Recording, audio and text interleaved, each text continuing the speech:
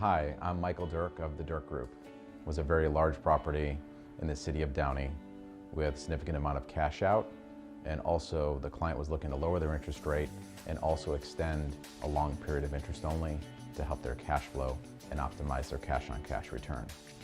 Locking this property in right at the end of the third quarter, early fourth quarter, the appraisal was very challenging because the comps,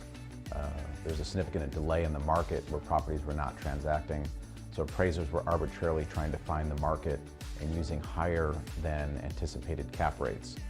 Our team was able to overcome that with our ability to work with different brokers in the market and our expertise to talk to the appraiser and the underwriter to make sure they came in at the same exact numbers that we delivered on that LOI from day one. And our relationship with the lender also carried a lot of weight too for this client that we worked with over the years to make sure that they got exactly what they hired us for and executed that level at the end of the day.